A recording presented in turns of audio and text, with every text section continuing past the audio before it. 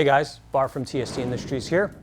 In this episode of TST Garage, we have a beautiful new 2017 and up Yamaha FZ-09 in the shop, and we will be helping you guys to remove the swing arm mounted behemoth right here, this fender that most people want to get rid of, along with these pumpkin style signals. Now, how are we going to do this? All right, obviously we need to ditch the fender. The fender has an integrated system for chain tensioning, an axle block that when removed, you can't really reinstall the wheel and the axle in the bike. So for that reason, we have developed an alternate axle block that is included in our TST Industries Elite-1 Fender Eliminator that you see in front of me. Also, we have our closeout pieces, also machined out of 6061 aluminum and black anodized for a beautiful finish.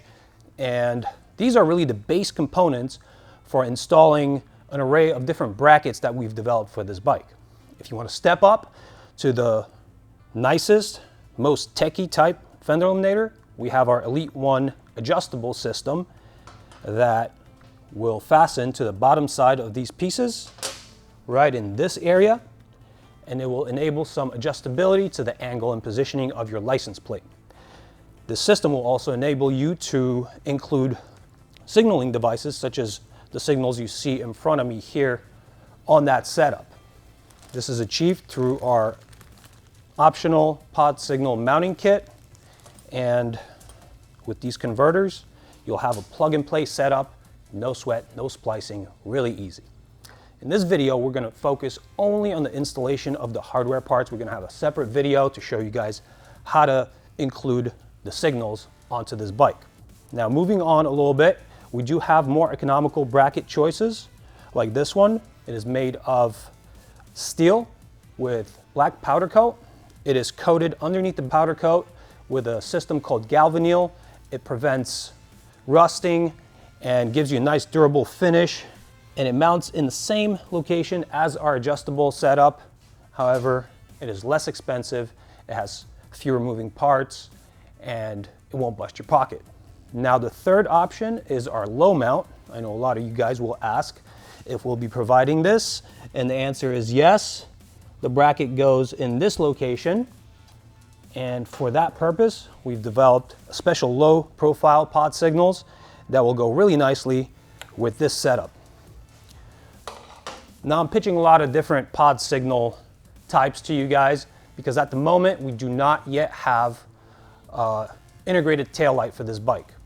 It's August 2017, this bike just came out. We already started working on a really nice integrated taillight for this bike that will have the signals integrated into the taillight capsule. This is not available yet. If you're watching this in 2018, chances are it's already on the market, so you can go ahead to tstindustries.com and look for that item. All right, one other thing I have to mention is that when you ditch all these OEM parts, you will be doing away with your license plate light. So we do have an optional kit. Most people will opt for it. It's a really nice kit called the Stealth License Plate Light. It basically does the job of lighting up your license plate, but almost disappears with all the hardware around. It's a very low profile, nice stylish kit, highly recommended. And that's pretty much it here. Now we can jump over on the bike and start the installation. The first step will consist of removing the license plate off the bike. Next, we will need to remove this panel here. It's held in via a push fastener and a 5mm Allen screw. Push fastener gets pushed in the center and pried out. And at this point, I like to reset it for reinsertion. Now, this screw has a little spacer inside, so make sure you capture that when you take it out. This will be needed for reassembly. Now, this panel will just scoot back and come out. Just has some sliding clips with interfering geometry here. This exposes this 2-conductor JST plug. On this plug, there is a locking feature here, so we need to squeeze here with our nail and pull it out. Just basically push down on this and it comes out. Now your fender is disconnected electrically And we can move on to the removal of the axle nut. This is totally doable from here forward without lifting the bike. You just have to finesse the wheel a little bit. But to help myself, I am going to put this bike up on a rear stand. This will just make my life easier here. So next, I will grab a 27mm socket and remove that nut, retain the nut and the washer that will be reused. And now this whole component comes off. I believe I weighed it and it was a good amount of pounds. So right now I am shedding unsprung mass from the back of my suspension, which will make it work a lot better and more efficiently. In this next step, we will be actually placing the TST axle block into your swing arm.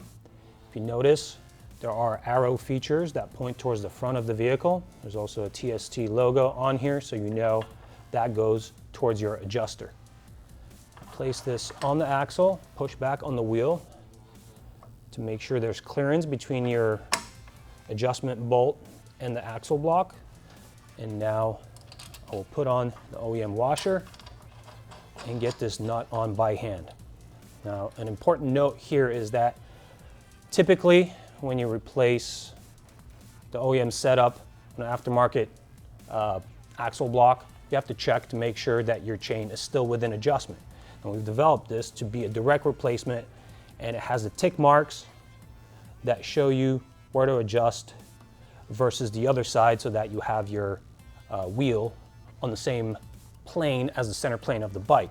Now, I've done a good job here.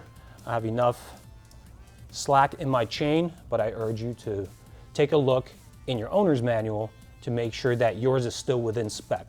Last thing you want to do is go riding with a chain that's too tight or too loose. You can get hurt that way. All right, so using my torque wrench set to 108 foot-pounds and my 27mm socket, I'm going to tighten this down now.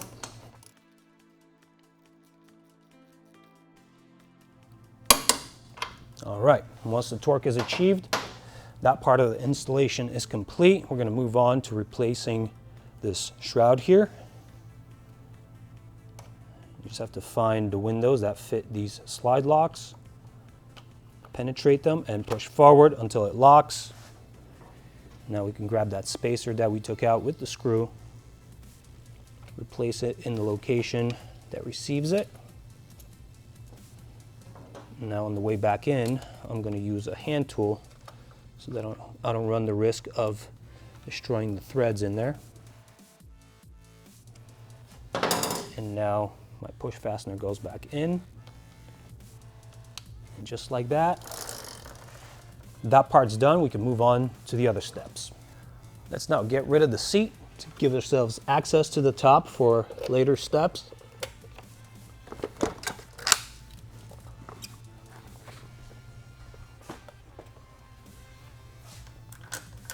Now we can proceed to the removal of these push fasteners here. I have 3 on one side and 4 on the other.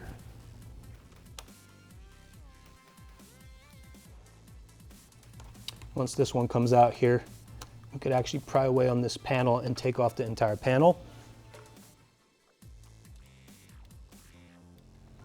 All right, so now we can jump up top and remove some screws. Next, we will be removing these fasteners up top with a 4mm Allen. Start here, move to the other side, go to the rearmost, and at this point, you can actually pull these back, disengage them, pull them to the side a little bit, which just give us a little bit more access. And we can also undo this sheath here and remove the plugs for the signals. It's pretty easy. You just have a locking feature that needs to be pried up and pulled out. And now those are free, and we can move on to the next step. Now we will need to remove this bracket. So for that, we've chosen an 8mm socket. These 4 fasteners need to come out.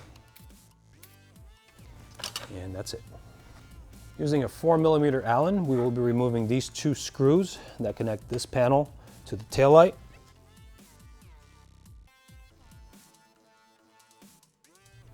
Now this panel is completely loose, so we can remove it. Just need to clear all the interference with the other parts. So now that we have access, we can actually unroute these wires and get them to the bottom of the bike and get this entire piece ready for removal. It's very simple. There's a hole straight to the bottom through here. And now we have access to these nuts up here and the corresponding 10mm head bolts on the bottom. So I'm going to start removing those. Both are 10mm.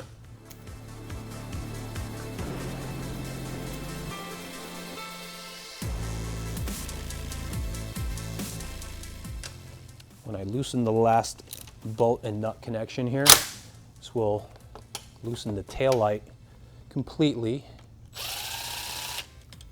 So need to take care, make sure this doesn't just drop off. I'm going to put the tail light in the trunk compartment, remove the components I was working on removing. And this is the last step in the removal of the components. Now we can focus on assembly of the TST components onto the bike. In this next segment, I'm going to be explaining how to install the adjustable setup on the bike, followed by the reinstallation of all the components, all the way back to closing the seat and being done. And then later on in segment 2 and 3, we will show you guys the differences in the procedure for the installation of the static bracket and the low mount bracket. The variation is just very slight, and it has to do with how these closeouts are configured with the brackets and where the brackets get mounted to. So it's going to be pretty simple to follow along, and all you guys are going to need to do is jump back to the reinstallation of the components. So now I'll grab these 2 guys, and they are designated left and right on their tops. Just pick one side that you want to work with. I've chosen left.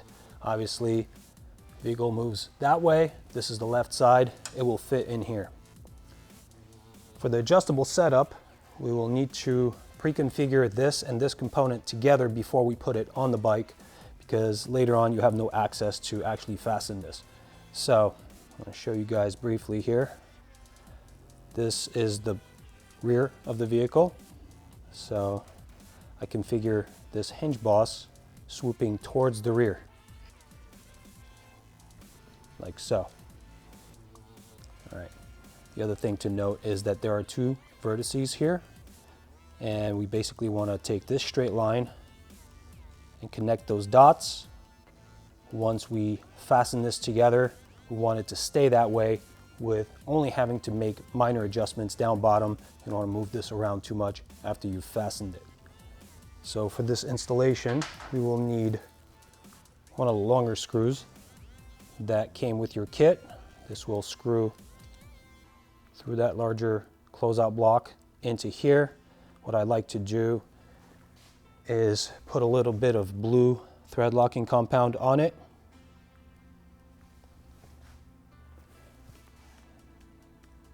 Get it on the threads.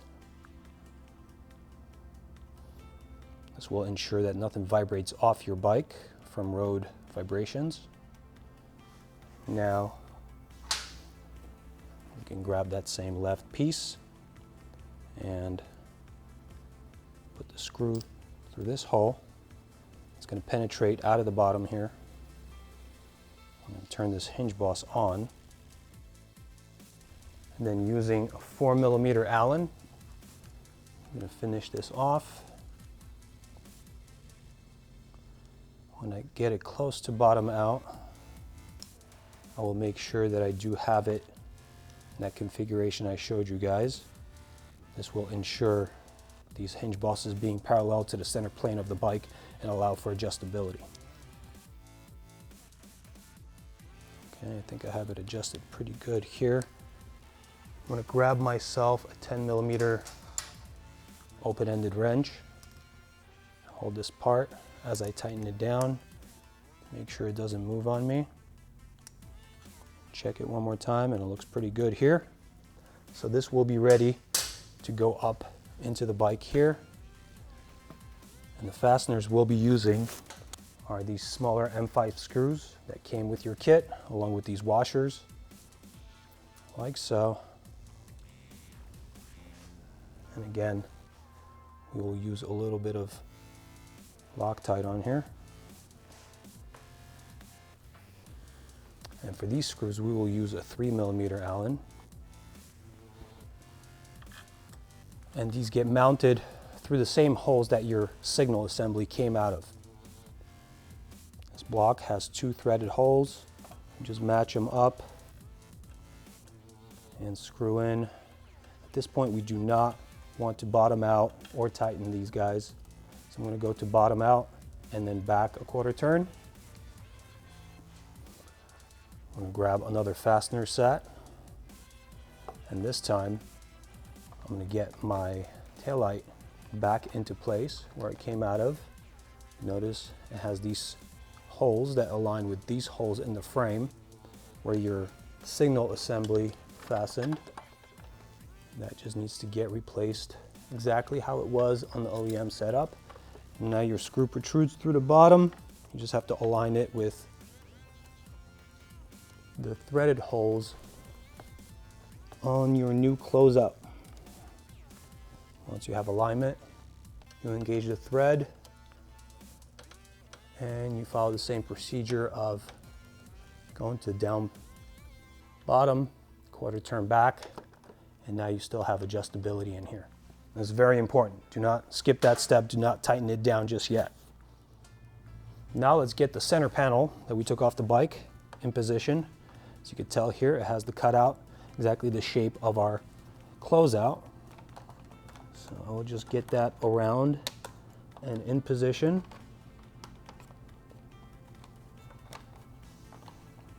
Make sure all the interference geometry fits around the center panel. Make sure it's set to go back in exactly how it was in the OEM setup. So this side actually has to go underneath the side shroud. All right, and now we have it in place. So we can take the other side of these components. You can see here I've configured the right side with the hinge boss and the screw already. It's ready to go in the bike.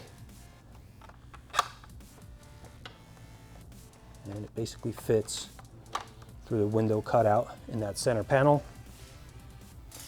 And take my small M5 screws. I've already put Loctite on them. Get them threaded up. I'm going to follow the same exact procedure. I'm going to go to bottom out and a 1/4 turn back.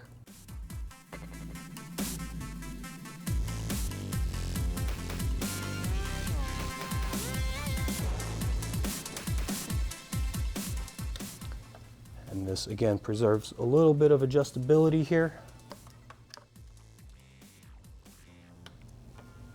All right, now we can go on to reattaching the center panel to the taillight via these 2 fasteners we took out earlier using a 4mm Allen. These have this coarse self-threading thread. They do differ from some of the other ones that we've taken out. That's why I wanted to indicate this to you guys. Just need to make sure that the back snap here within this plastic engages with the taillight. And these we could actually tighten down all the way. All right, so let's see here. We can reattach the side panel to the center panel. It does have some slide locks here that engage with windows in this part. And then back here, we have to push back on this entire panel to get it onto this clip on the taillight. So this bottom first, and then this. Same thing on this side. Now, since we have all these components dictating where these components here that we just installed are going to end up, we can go ahead and use a 3mm Allen and tighten those up all the way.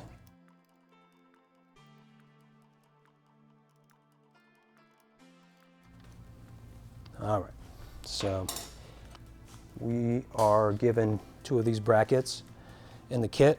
They are mirror image geometry of each other. They are side specific. So for this setup, we will have them configured like so. From the outside. And take notice, this hole is the inside diameter of this hole is the outer diameter of the hinge boss. So it actually centers itself. And then we could get a washer and one of the smaller M6 screws in there. And if you guys want, I would advise to use the blue thread locking compound here again. I'm just going to do it by hand so it's easy for me to adjust. All right. Now I will grab a flat bracket and make sure that, since this is flat, I obviously want these to end up flat underneath it. And I will need to use a 10mm wrench on these hinge bosses to dowel them in just a little bit. And the other side looks good. This side was off a little bit. Now the hinge bosses are parallel to the center plane of the bike. I'm able to fasten this guy on. So for this installation, we will be using the center holes with the countersunk 5mm screws through like this, capped off with the M5 flange nuts from the back.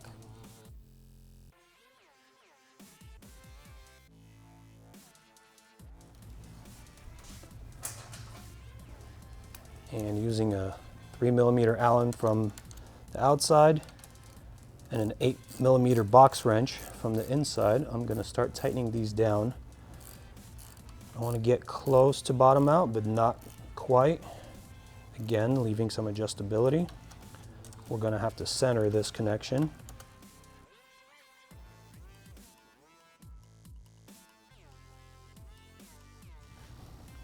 All right, now I'll just center my setup and tighten it down fully here. All right. Now if we take a 4mm Allen and unscrew these hinge boss connections just a little bit, we'll be able to access the adjustability of this system and set the license plate angle to whatever you like it to be. I typically dissuade people from going this way. This is just pointless. So the effective range here would be right about in this area.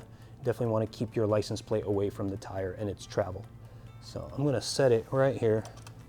Get my license plate on later. All right, so that is done. If at this point you wish to put a license plate light or any other electrical component like signals on this bike, this is a good time to go through that installation because you have no license plate on here yet and you have access to everything. And you also have access to the little hole right here to the right of your lock cover, and that will enable you to snake wires to the inside. I've actually successfully put 6 wires in through there to connect my license plate light and 2 signals into the bike. So there is already a hole provided for that. You don't have to worry about drilling or cutting anything. It's pretty much straightforward. I'll just replace all the lower fasteners here, including the ones for this panel that came out earlier. Get that in place and get it fastened up.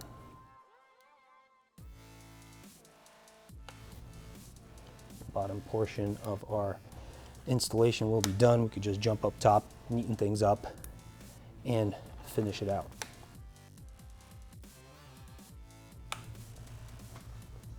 So let's now replace this center bracket here that holds the seat lock.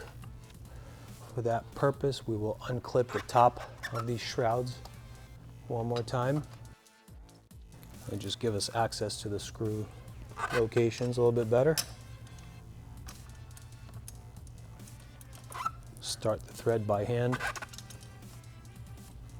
and then finish with a 8mm socket.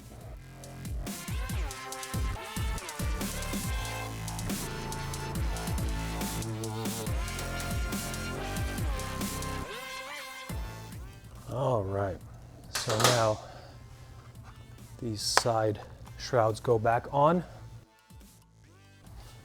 and we will replace the 4 fasteners that hold the tail fairing on using a 4mm Allen. Silver one's up here.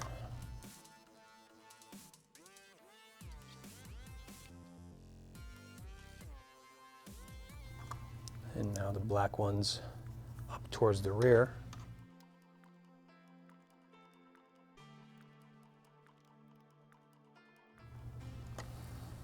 Now, your electrical connectors for the signals are still here. Whatever you choose to do with your signaling components, you'll be able just to plug them in here and be good to go. We'll have a separate video later on covering the installation of our signals on this setup. All right, so let's get the seat back on this bad boy.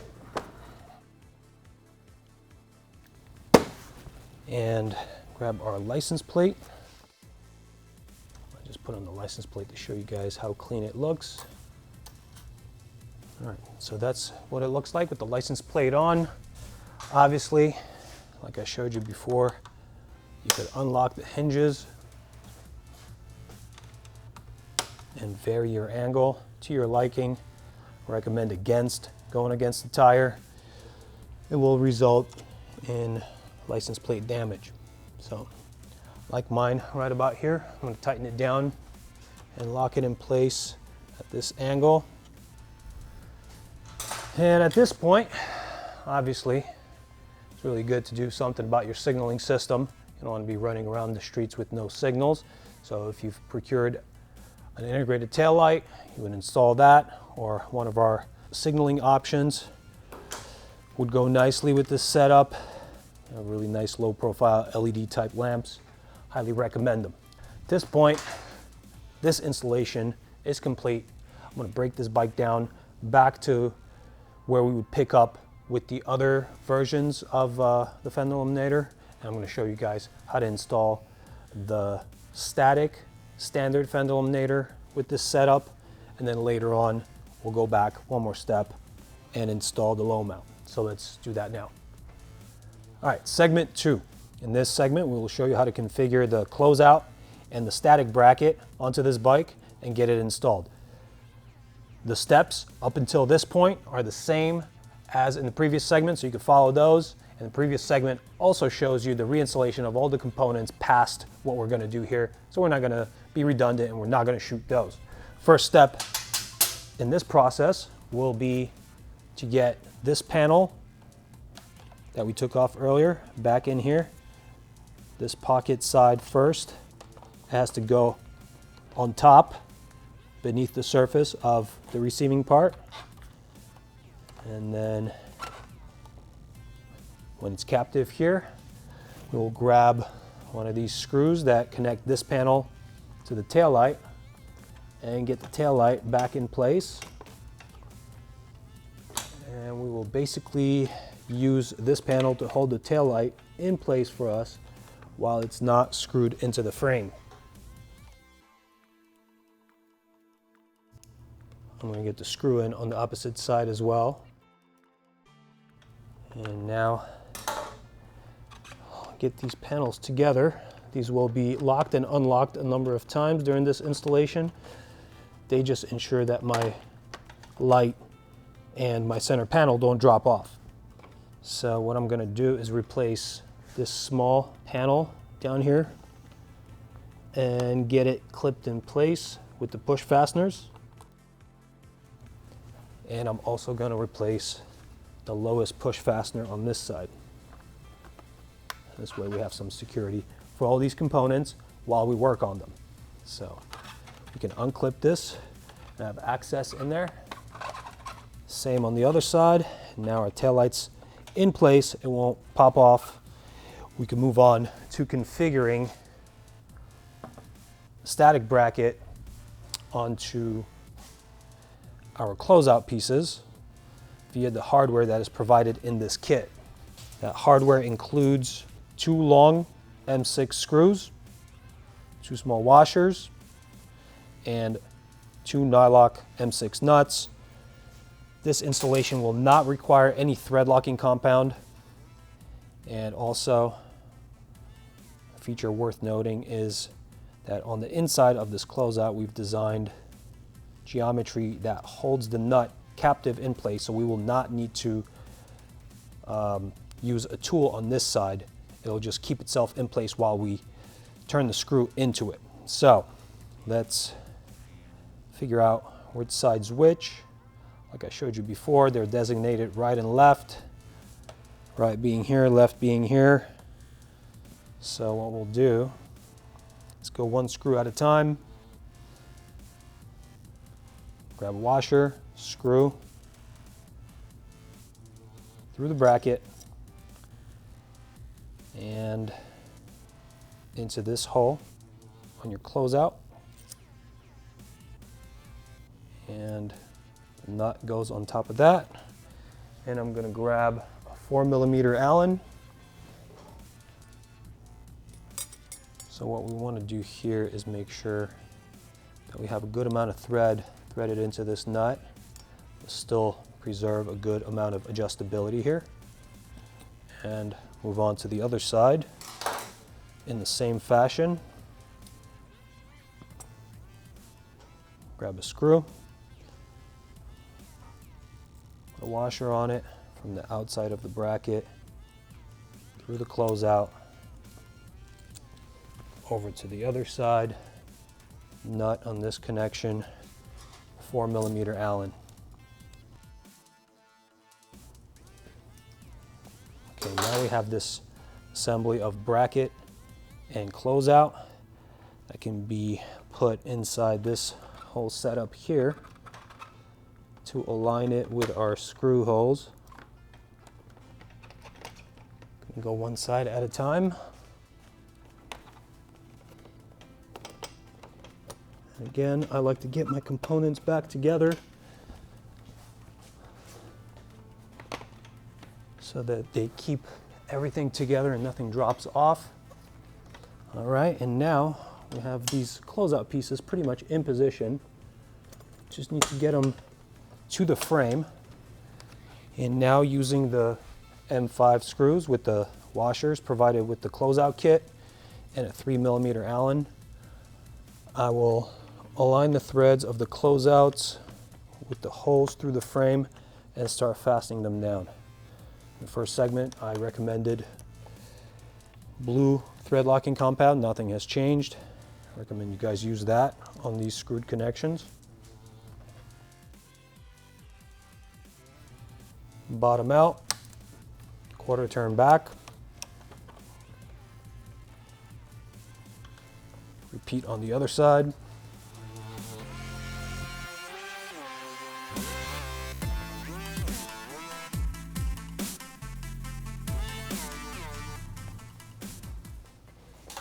And we're going to grab a 4mm Allen,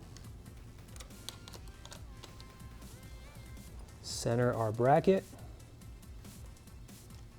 and tighten it down all the way.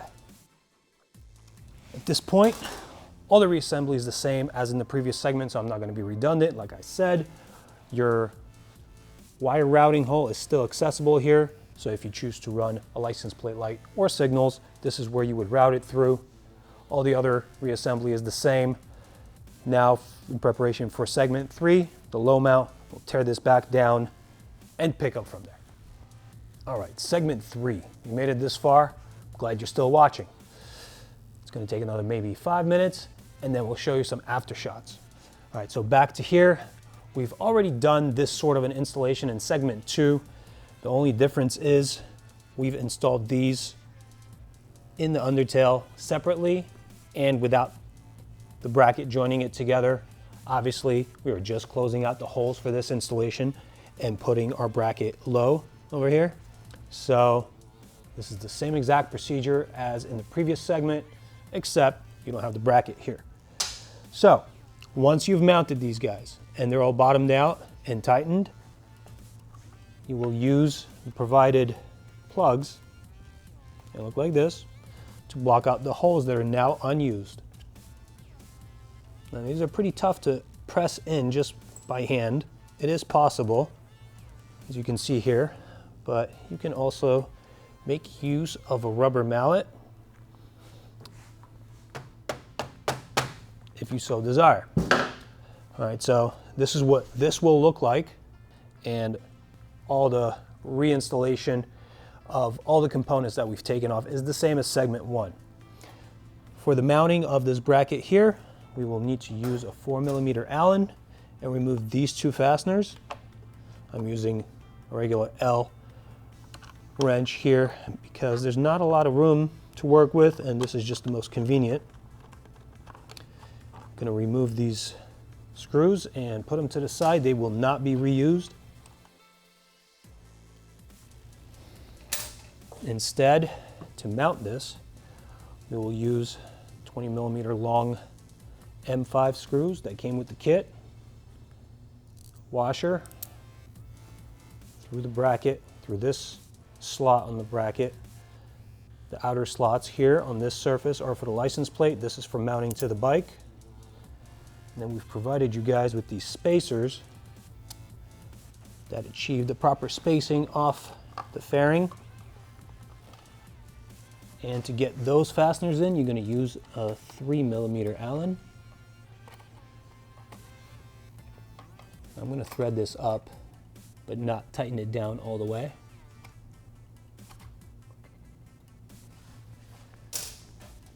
I will repeat this procedure on the opposite side.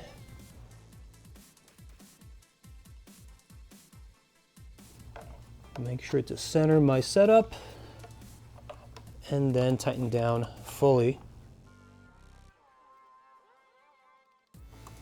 And now we could throw the license plate on and check out what this thing looks like. Now I'm going to center it and lift it up as high as it'll go, and then finish tightening it.